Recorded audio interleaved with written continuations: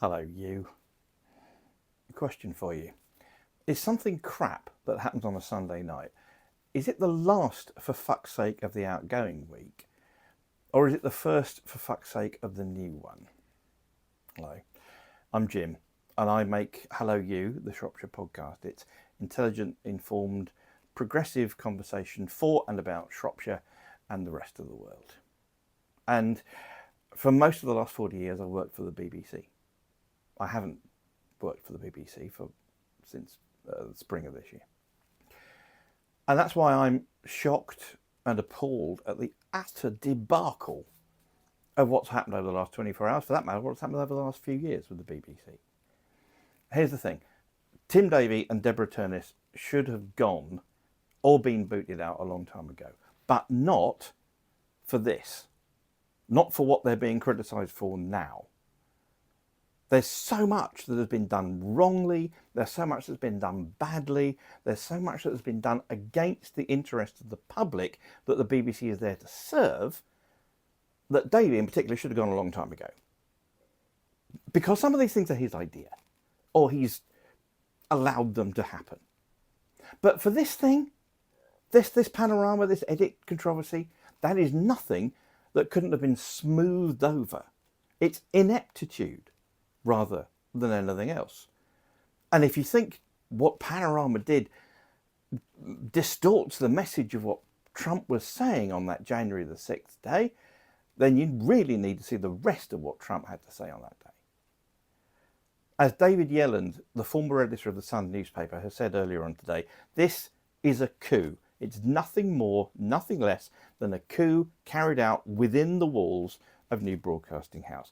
The BBC has been undermined and taken over by the likes of Sir Robbie Gibb and Boris Johnson and political appointees and the people on the outside who've been working to make this happen. This is straight out of the MAGA playbook. You sow seeds of doubt, first of all. Then you mischaracterise a news organisation. You essentially tell lies about it. This is exactly what Trump's done with any number of news organisations. It continues still to do.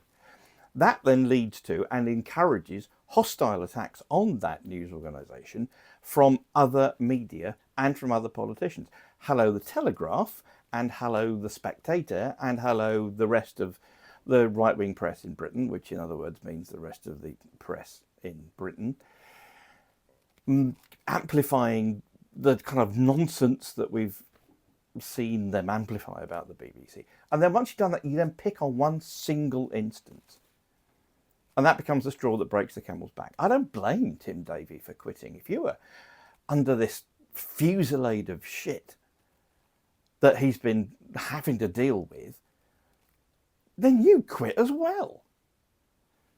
Anyway, the problem is this. Well, there's quite a few problems, but the bigger problem for the whole planet is this. Public media is under attack all over the world. Obviously, the standout example is Trump and Trump's administration undermining the Commission for Public Broadcasting, National Public Radio, Voice of America, etc., basically defunding them, stopping them, taking them off the air, or making them no longer viable.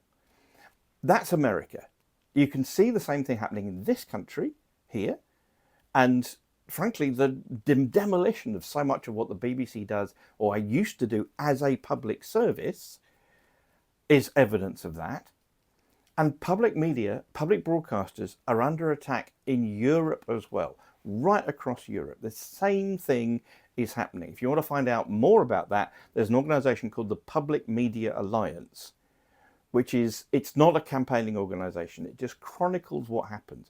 Go and have a look at the Public Media Alliance's website, and you'll see exactly what's going on elsewhere in Europe and here as well.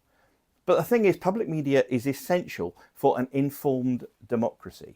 It's how we know what's actually happening without being told it by people with deep pockets who influence what the media says.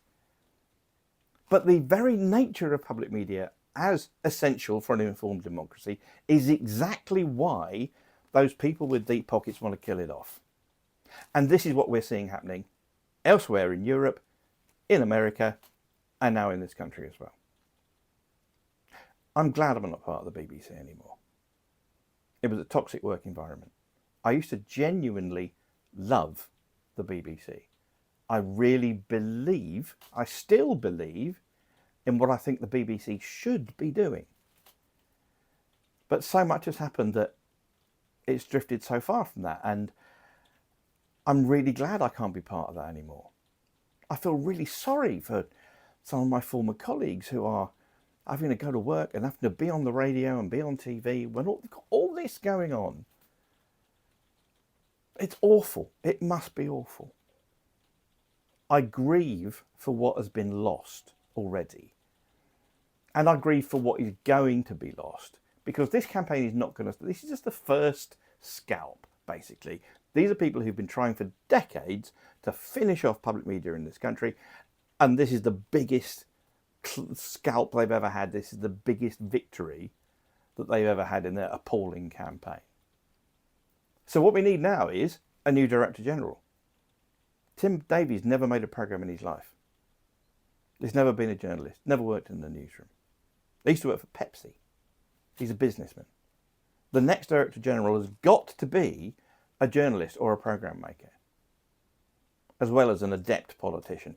And they've got to be prepared to defend the BBC, to go in fighting, to land the first punch if necessary, against the hostile actors, the bad faith actors that want to kill off public service media in this country and elsewhere. The BBC is deeply flawed. It's a great organisation in the hands of the wrong people. I don't know if parts of it can ever come back from the damage that's been inflicted on them over the last few years. But flawed as it is, the BBC is a vital bulwark of our democracy. It's public service. That's what it's for. It can embody progressive values. It can make everyone's life better. And that's why people want to kill it off. So please, have a think about this. I'm upset, and as you might have gathered, I'm really angry. And I'm appalled. And I don't know where this is going to go, but I'm not looking forward to finding out. In the meantime, if you want more stuff like this, I'm still doing public service media. It's only me and a microphone and a podcast, but I'm doing what I can. Because some of us do believe in public service media. Some of us do believe in journalism as a public service. You can find it if you want to, and I'd be grateful if you did, at jimallthetime.substack.com. You can subscribe for free. If you want to make sure that this tiny little island of public service media carries on, then you can take out a paid subscription, for which I'd be very grateful. But yeah, go and have a look, tell your friends, jimallthetime.substack.com. And if you want to share this video with other people, I'd be very grateful too. So this is a pretty shitty start of the week. It can only get better, right?